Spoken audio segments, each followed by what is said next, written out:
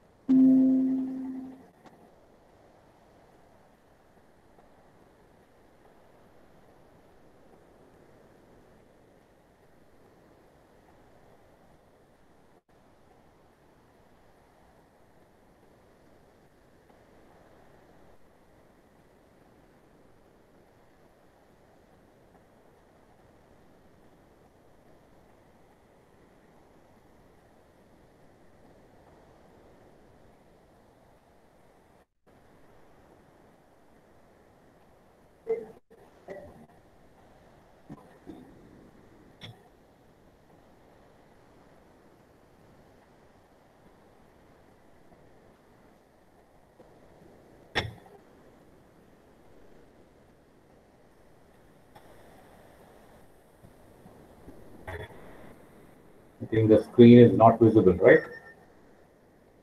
Is it visible to you? Is the screen visible?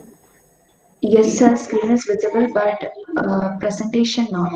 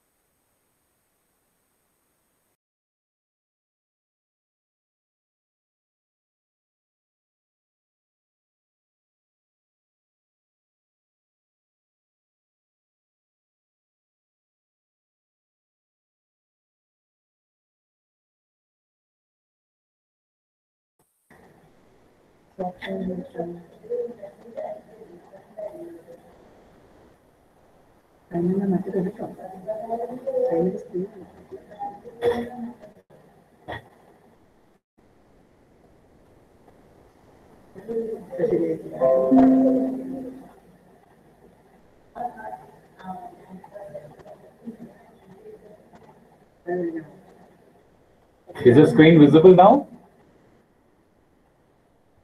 Yes, sir, very much. Okay. So this is what we are trying to present, and we'll try to. I'll make this presentation in two parts. One, I'm talking about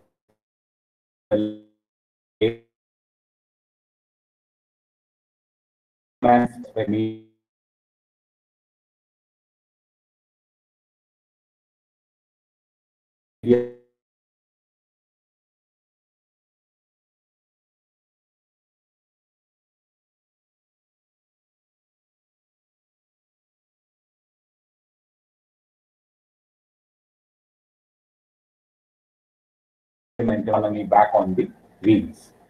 Now, the title of what we are trying to present is financial empowerment of the masses, the common man, the layman, whom we see on the roads or whom we see in our day-to-day lives.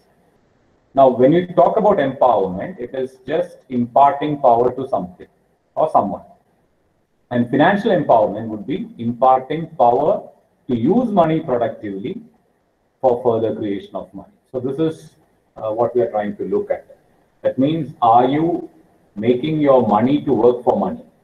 Or are you ensuring productivity for the money that you earn, and thereby ensuring that you are always safe in terms of liquidity and risk? And this becomes more relevant in terms of several factors, which we see whenever we have had a crisis.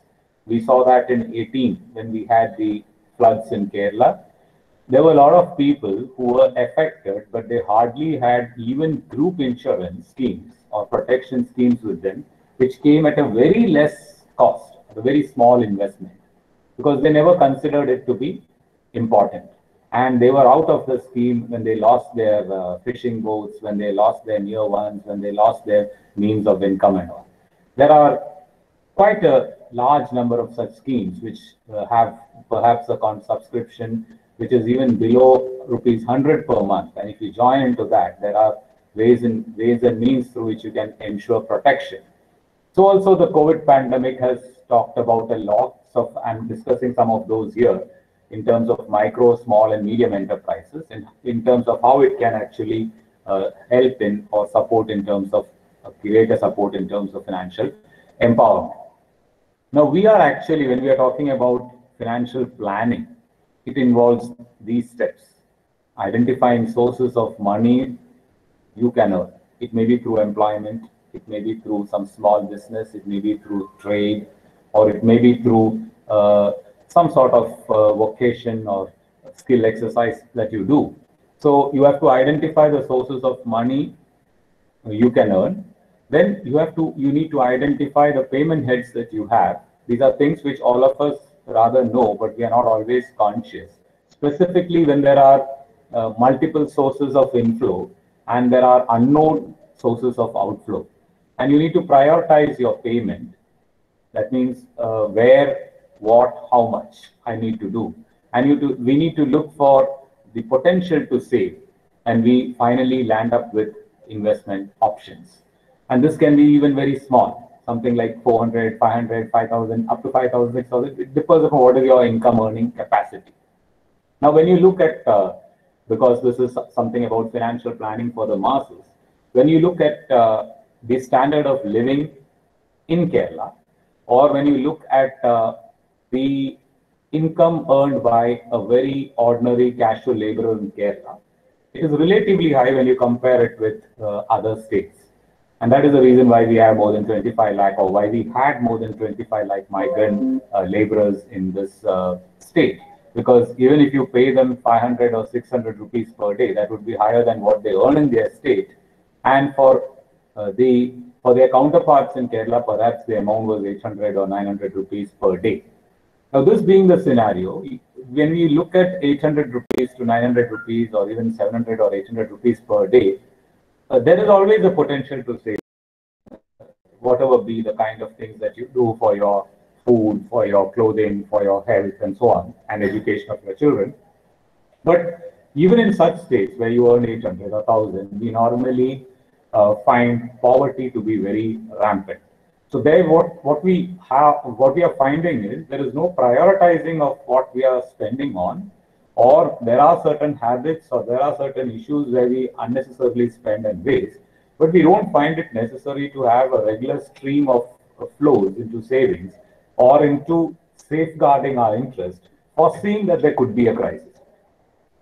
Of course, COVID pandemic is something which we could not have foreseen. But I'm not trying to illustrate one particular pandemic or one particular event, but we must also always foresee that there could be a time when your cash flows stop. And are you maintaining a cushion for that? So this is what we are all talking about. Are you fully aware about what are the sources from which you earn, what were the inflows and in the tune to which it came, and what are the heads under which you spend in terms of the proportion of investments that go there, and how do you identify the options that you have, which are very numerous in the sense that there are schemes. I'll come to that a bit later.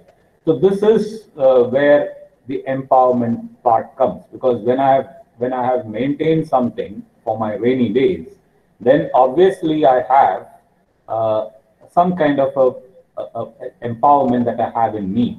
And remember, when we talk about social empowerment, or when we talk about cultural empowerment, or when we talk about empowerment of certain segments like the differently abled or the women, ultimately the whole thing comes from, it has to sink into somewhere where you have the financial power.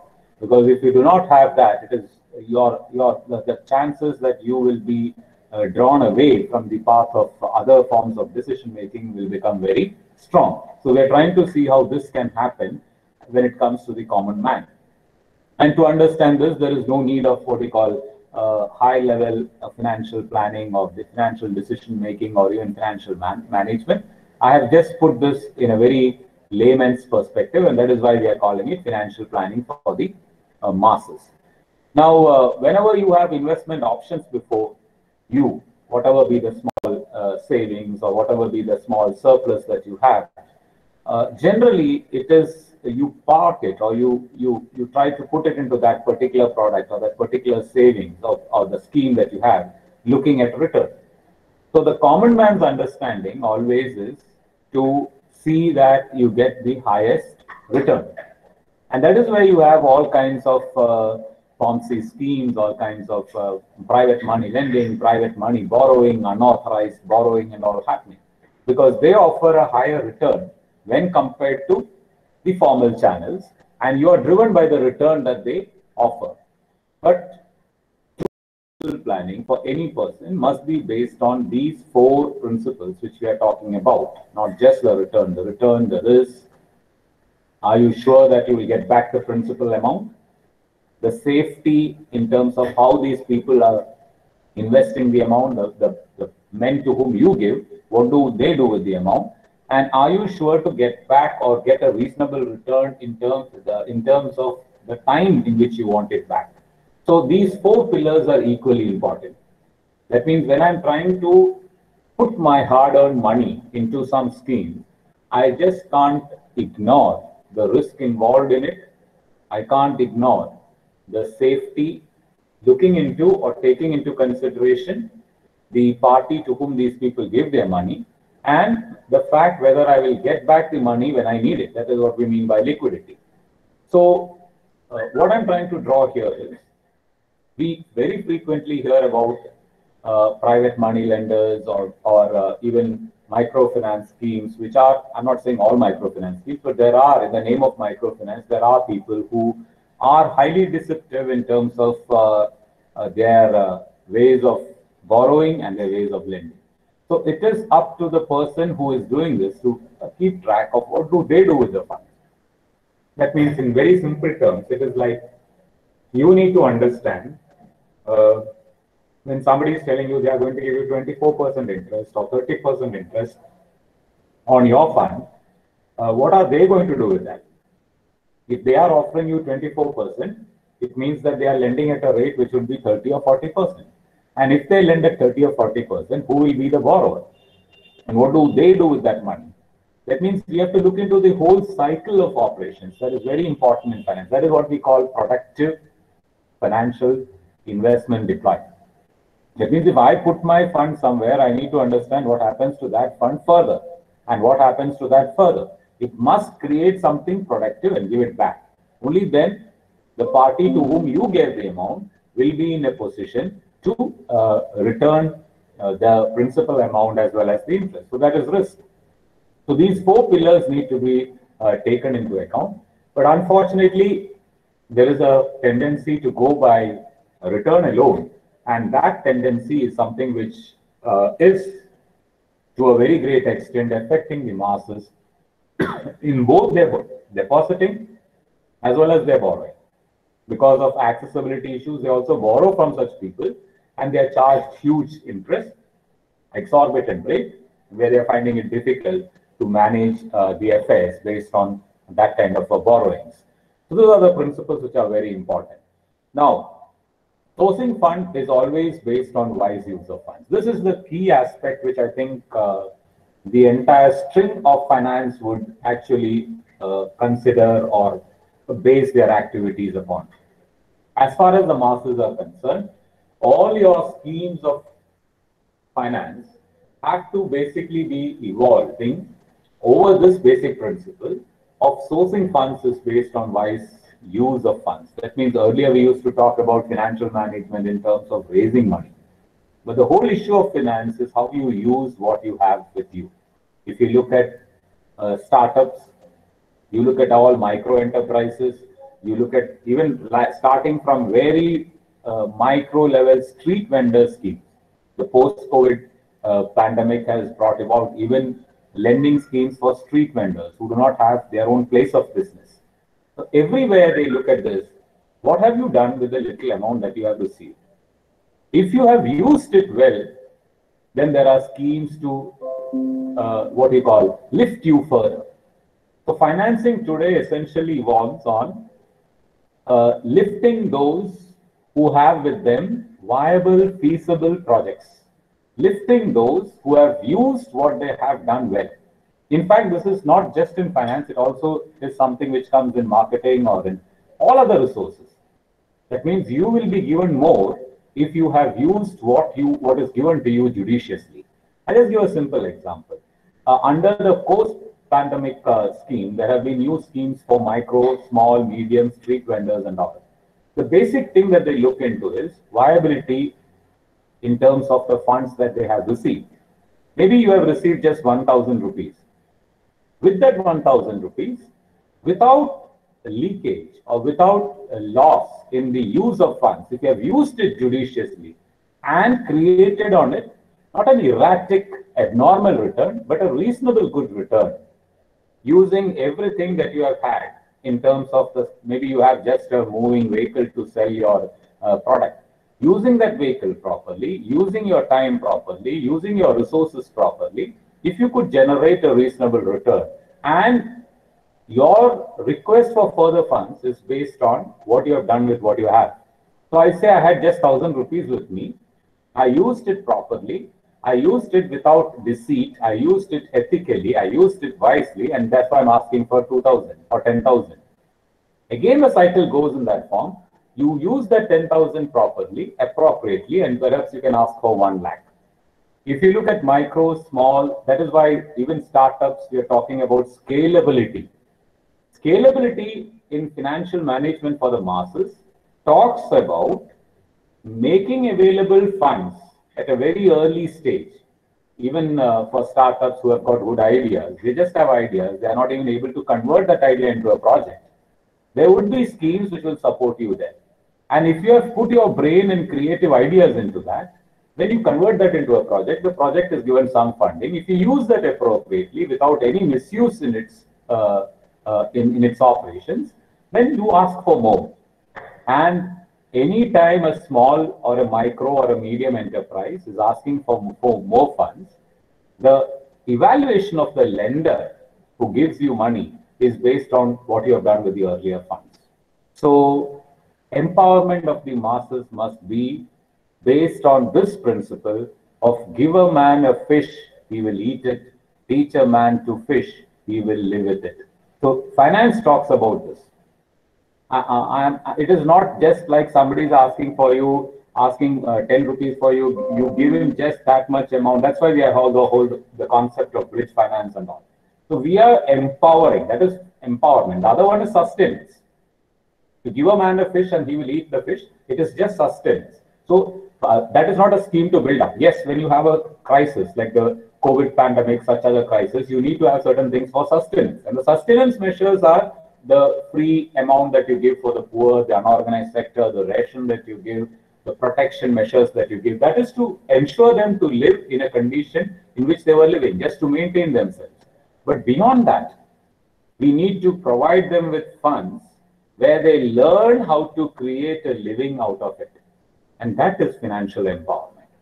And this can start at a very early age, where you learn how to have, that is why we have even savings bank schemes like Sanjayga and all at the school level, at the village, at the panchayat level. You're teaching them to have this culture of putting aside something in anticipation of a crisis.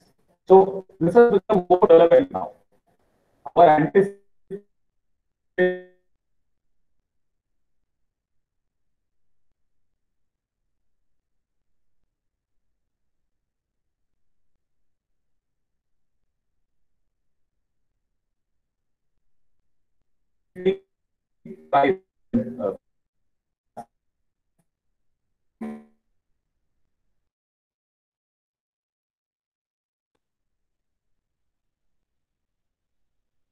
the philosophy of empowerment. If I have something today, it is like you have ups and downs, but when you are up, it is not that all I consume and waste. Even when I have up, I use a part of it, believing that I should be stable even when the days are bad. Now, no options. No of the options. The options are many. You have government schemes like your post office savings schemes. You have public provident fund. You have national savings schemes. All small investment schemes. You can start with 100 rupees, 200 rupees, or 5,000 rupees, 6,000 rupees. It goes like that. You have banking schemes, which are your savings schemes with banks. Any number. I'm just giving you the overview of it. You have mutual fund schemes where you're aiming for a return which is slightly higher than the bank rates, but it might not be as high as perhaps the equity. Your perception of risk, accordingly you get return. If you take high risk, you get a slightly higher return. But then you have these mutual fund schemes where you can have systematic investment plans. Mutual funds are just talking about small pooled savings. Savings are pooled by a company and they put the amount together in the market in a very diversified form in different market products. And we are not sure which are those good products. So we transfer this task to a company who will do it for you, and they give you units and you buy those units. The capital market, again, in terms of shares and debentures. You have also schemes, insurance schemes, which gives you, there is a contradiction which takes place. The insurance companies normally find it difficult to sell insurance by itself. So they link it with earnings. And they say that you have money back, you have bonus, you have loyalty addition. So they give schemes like that because the whole issue is of our literacy and our financial behavior. What we have generally in terms of literacy, we know about things, but we are not always willing to read it out fully. And again, even when we are literate and we understand schemes, we are not prepared to act on our own. We need to have some incentivized push. And that is why right from post office savings schemes or your public provident fund to insurance or capital market, we have agent-driven schemes or your chitties. That's another way of savings in non-banking financial companies. You have and you have your private money lenders also. So all these people are trying to look at their options. And then we need to, scale them in terms of risk and return and find out how to park them in a more simplified form. So there are numerous options for that, but at times what happens, it is the incentive-driven promotion that is attracting the schemes. So we are not, why I gave the example is in insurance, what happens is, there are schemes which have very low premium, as I was referring to group insurance scheme for fishermen, for construction workers and all. You take it in groups or even if you take it individually, it will give you a life coverage. But it has got no other schemes like loyalty addition or bonus and all. Premium is very low. But since the premium is low, the agent who would try to promote this will not give much of a relevance to it. And they will promote schemes which have higher premium and some kind of a bonus or commission to that. And they are saying that you're also getting an earning. But if you split that amount into what you want for earnings and put it into maybe banking schemes or your public provident fund, and what you want for covering your life insurance separately, you will see that the earning is still high. I'll just illustrate that through an example. This is something which all of us generally do not understand. Like suppose we are talking about something like a scheme which is giving you an insurance protection and as well as earnings, and where you pay 2,000 rupees for that. The same coverage without the return based kind of thing, without loyalty addition and bonus, for the same life coverage, perhaps you can get it at 500 rupees. So I'm paying a premium of 1,500 in addition to the 500, just for the additional earnings that I get. And the earnings that I get by this additional 1,500 perhaps would not match the earnings if I would have put this 1,500 separate into a different scheme and the 500 just to cover my risk. So these are things where we are people like you and me, we are all. In fact, there is even those who are considering themselves to be experts in finance, they don't often look into this because of the incentivized drive that we have. And we generally behave in terms of what we call what others say, what everybody is saying is good, I believe to be good. So I select my institutions, I select my options without always understanding my risk appetite and my ability to go into those schemes. So there are small to big, a large number of schemes where an individual can actually park their funds and see how they can best make use of the same.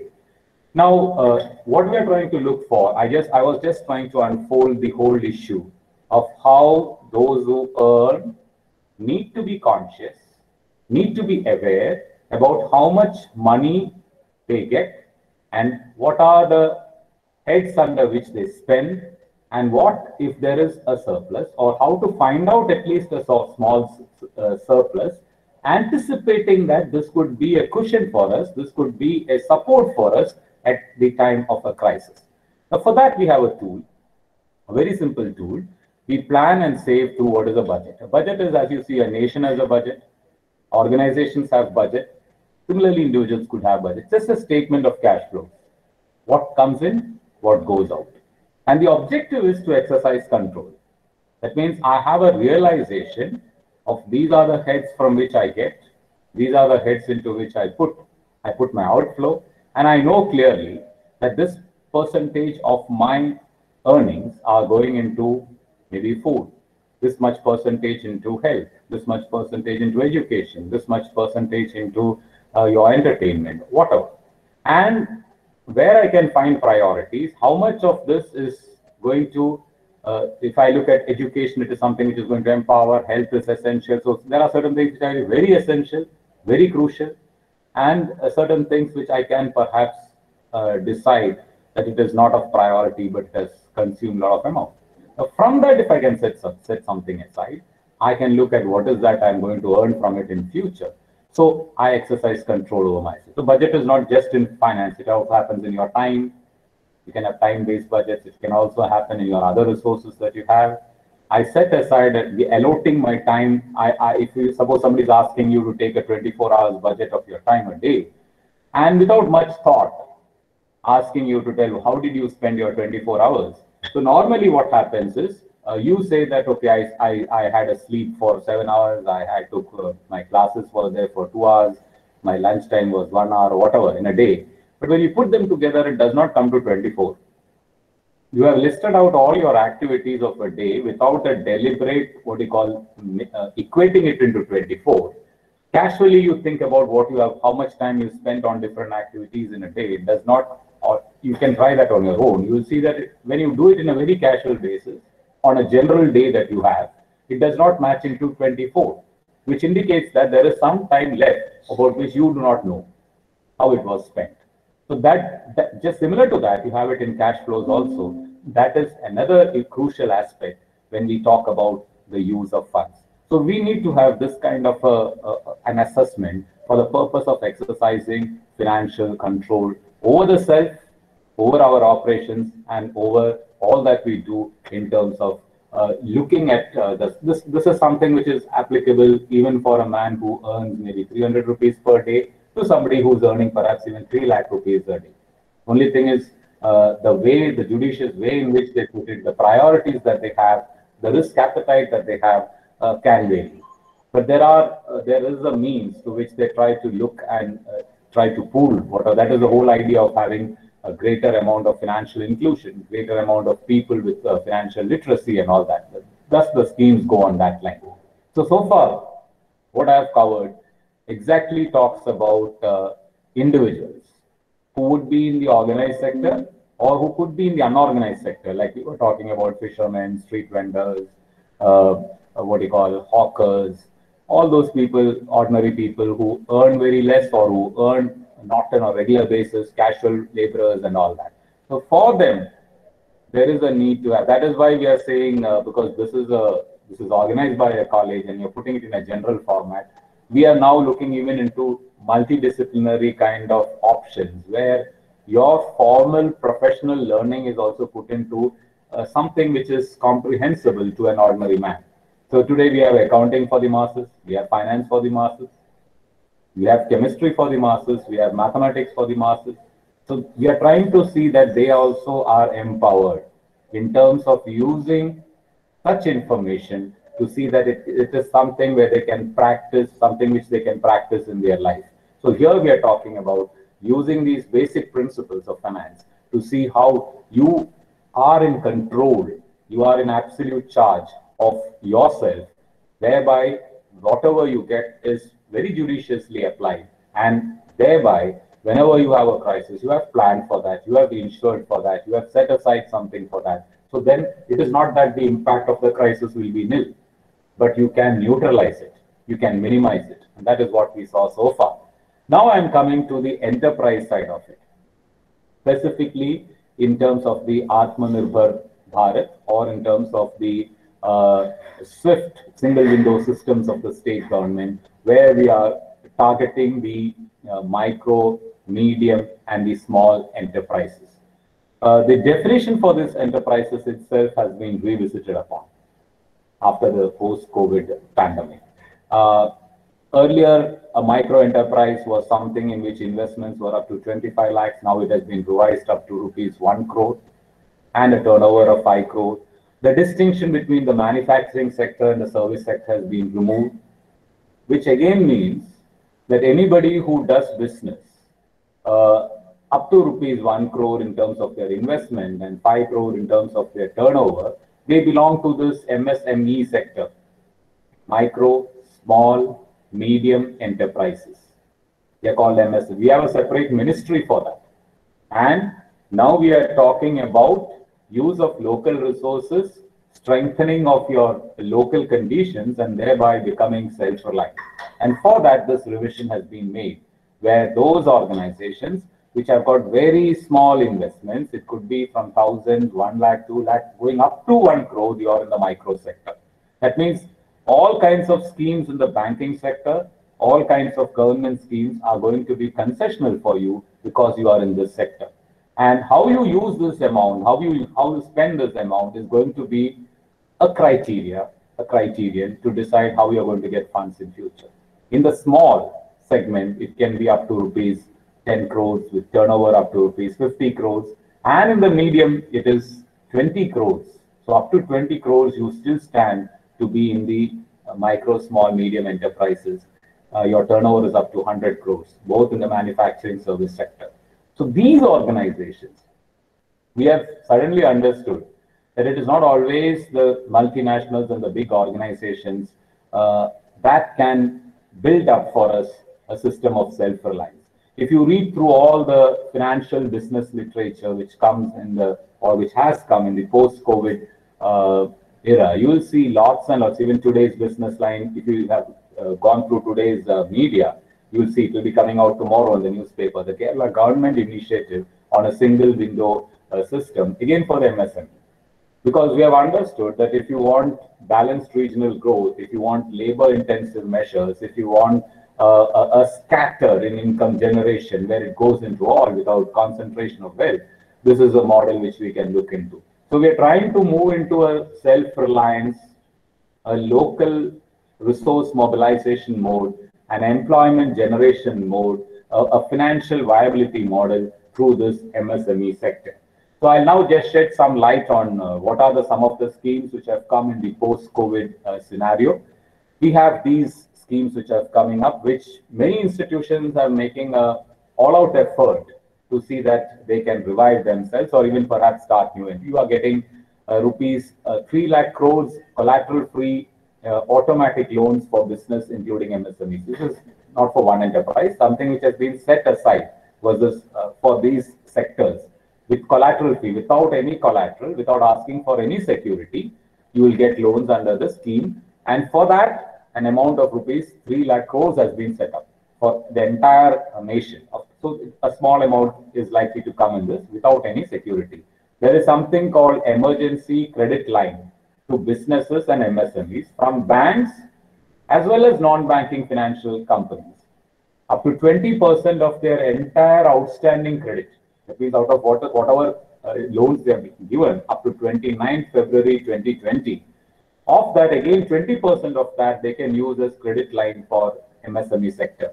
Then there is something called subordinate debt for stressed MSMEs. That means those micro, small, medium enterprises which have taken loans and they are not able to repay their loans. Then we call them stressed MSMEs. That means it simply means that you have taken loans, you're not able to repay the loan, and you are stressed because of that.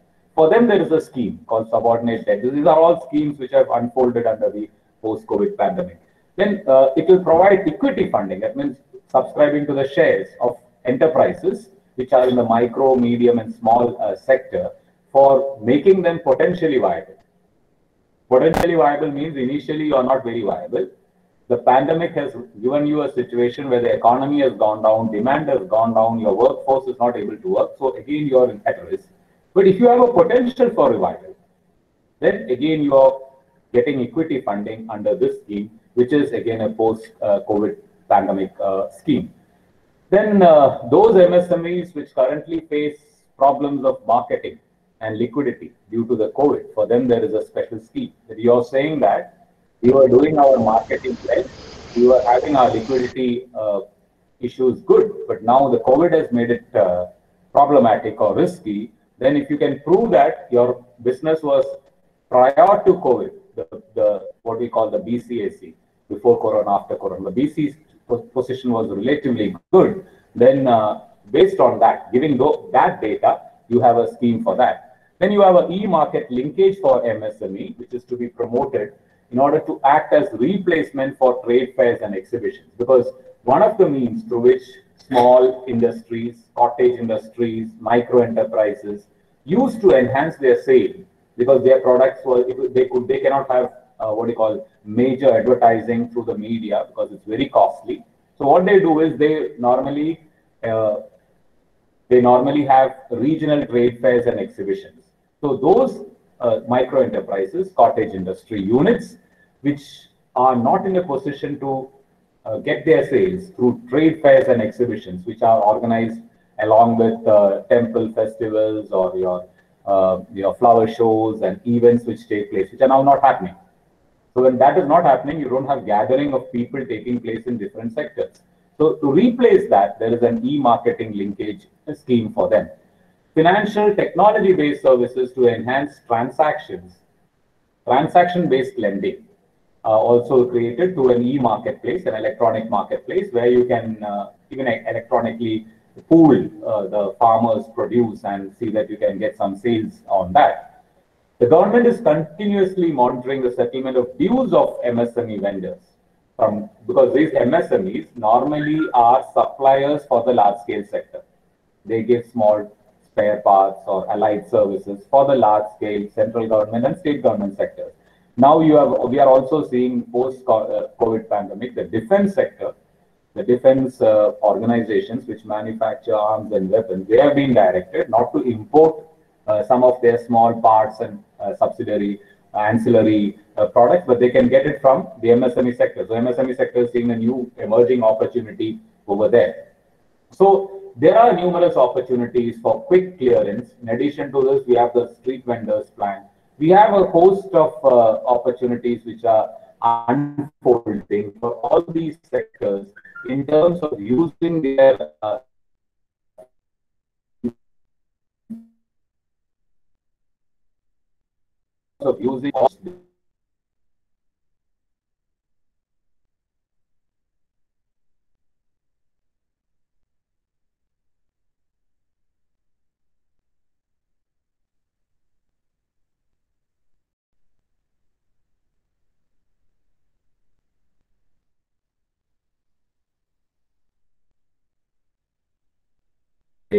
possible to infuse confidence in the target group to take advantage of the scheme. If you look at the Kerala government, if you look at the state government, or if you look at the schemes available with banks, with NBFCs like the Kerala State Financial Enterprises, or with the local bodies, many a times we don't get viable projects coming forth from the public, from these small vendors, because of a number of reasons. One of the reasons is they are not able to identify good viable projects which will perhaps empower them. There could be certain local resources, there could be certain retail options, there could be certain immediately visible options before you, which need small money, but we are not able to, translate this into a project. So that is one issue. That is where your DIC and such other issues are going to help you in doing something. So we are not confident enough to take that risk or to launch into that particular launch pad to do something. Another important issue is, because that is where we are now trying to address that, many of these street vendors or many of those in the unorganized sector who would be doing small businesses might not always be equally competent enough to do the documentary part of it. So you have to, if there is a lender in an organized sector, he might ask for some document to show that you are a resident at a particular place, an address proof, something of that kind. But if you do not have your own home, there could be there is a possibility like that. Then the only option that you have is you have got nothing to offer in documentary support. So accessibility becomes an issue. And urban-rural divide that exists, at least not that much in Kerala, but in many states that's an issue. Like you use the urban market for your marketing, and you're coming from a very remote or a very rural corner. And what you have to offer, you don't have your own place of business, or you might not have a very big proposition with you. So that makes a divide for you. And when you're saying here, at least a couple of our MSME interventions were in the form of actually doing something which is going to help the people to use an electronic digital platform. So there again, the digital divide is a factor. So access, digital divide, urban-rural divide could be issues which act as a challenge here. So when these are addressed, and in fact, crisis perhaps teaches us a lesson on how we can perhaps take, because it is only when I lose my job or when I'm in a problematic situation that I think of what else I can do. Is there an alternative model in which I can enter into? So financial empowerment talks about the schemes of finance which are available before them. But it cannot directly force you to take that, because you have to make an investable proposition. You have to put a plan of action where you're going to utilize this money. So these are the ways through which either an individual or an enterprise can perhaps look into financial empowerment. And the outcome of such an empowerment is that you become socially empowered, you become encouraged in terms of taking decisions on your own. This is the what you call corollary of what comes through financial empowerment. So that is what we are actually, the government as well as the policymakers are trying to contemplate through this. They are trying to see that you give them the fishing process, strengthen them with the fishing competency so that they fish. I don't mean that they should fish, whatever activity they indulge in. You're giving them the capability, the competency to do that, and support with skills. So that's why we are saying the biggest financial empowerment is education and skilling. So financial empowerment also talks about that, in the sense that even when I'm talking about learning a vocation or learning a particular profession, I'm trying to financially empower myself. So I energize myself in my capacity to create more resources. So the whole idea rotates on the principle how to generate resources, how to be wise in their utilization, how to create a track record of having used the resources well, and how to showcase that track record of having used these resources well, thereby creating more resources, thereby being productively engaged in these activities. And I keep looking at the business environment in which I am and continuously enrich myself on that ground. So this is what we are actually talking about. It is meant for all those who have got ideas, all those who can scan the environment, all those who can take advantage of the situation in which they are. And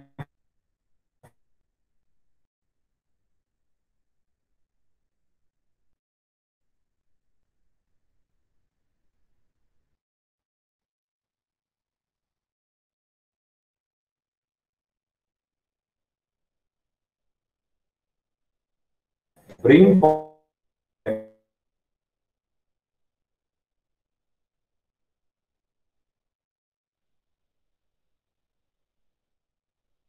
Thank you so much.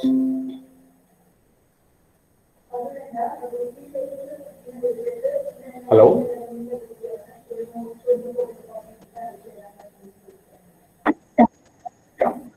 Thank you, sir. I invite Dr. Nimidev to conclude the session and to share the questions with Dr. Simon Thattal, sir. Sir, I'll just read out the questions which we have right now. One of the question is from Dr. Devakumar. He's asking, instead of enlarging the existing revenue sources, we should try to think of, instead of sticking on to a single source of revenue, we'll have to try a kind of diversification so that we can generate more revenue sources. That is the question. Okay, obviously. That is, I think, Dr. Devakumar is talking about this in the backdrop of the crisis or the scenario of the COVID pandemic, because we saw that many people lost their jobs. Many people were not confident where they are located. Many people were not able to continue with what they were doing. So they were looking at alternative sources. But then how much you will diversify into different lines of activities based on the competency which you currently have and the additional competency which you can over a period of time acquire.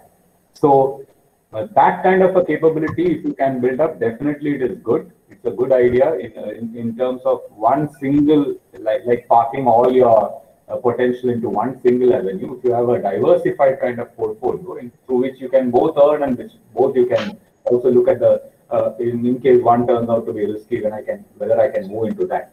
The one thing that you need to understand is when a crisis comes, some crises have regional impact alone. So it is only in that area, that particular place, people get affected, like what happens with a flood or what happens with a landslide. But when there are crises which prevent the general movement of goods and services across the globe, it is a universal crisis. It's a universal pandemic.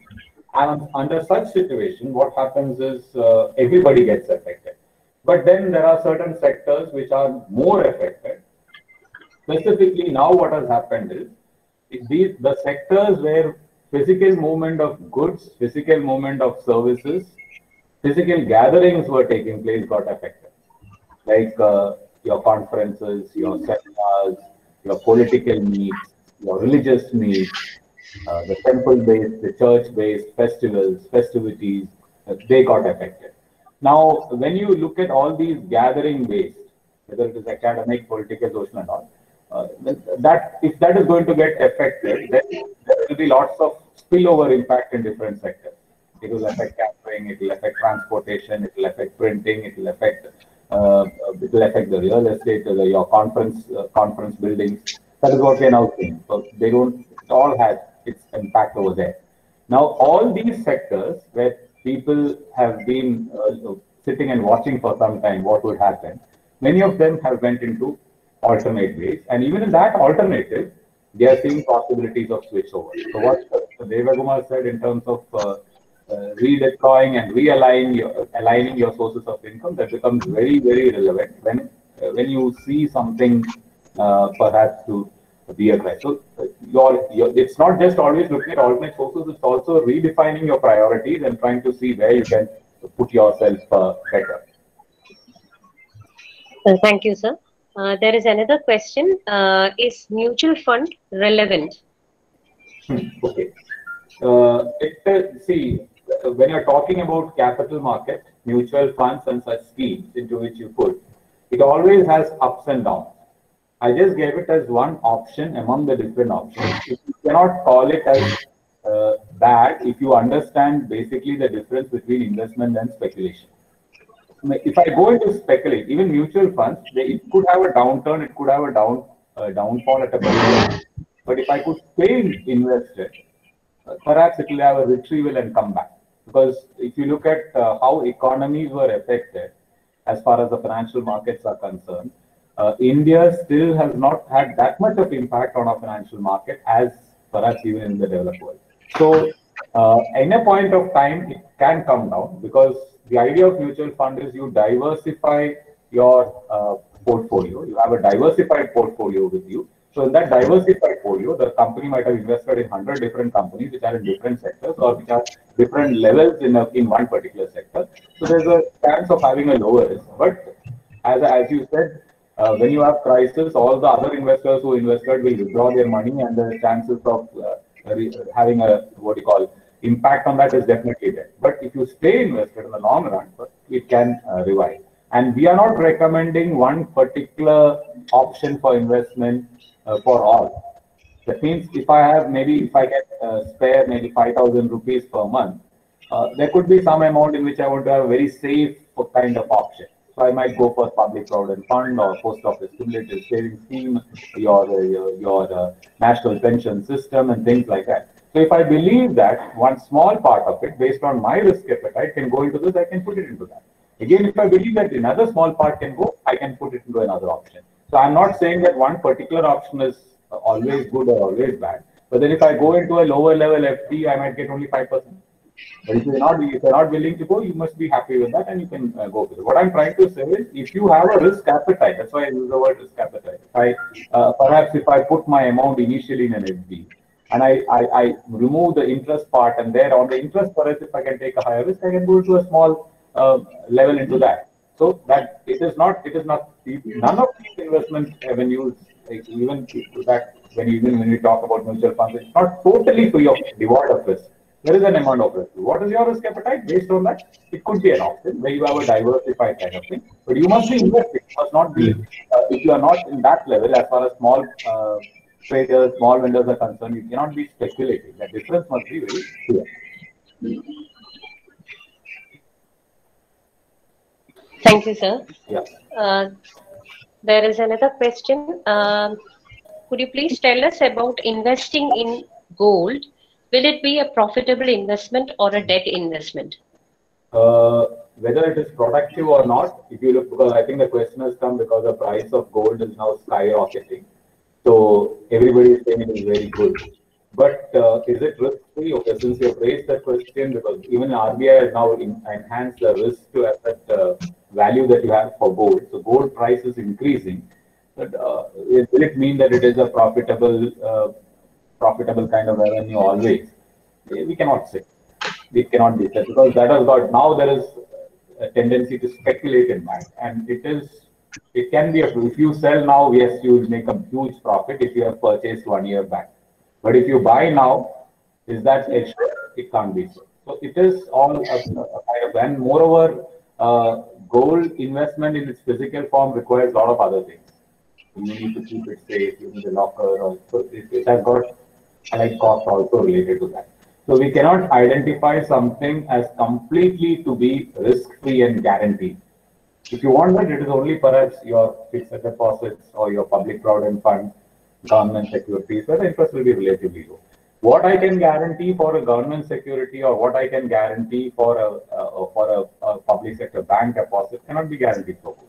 But if you look at the return now, it is far even more than all the other products. That is because of the leak, which has got a temporal leak, which has now come into the sea.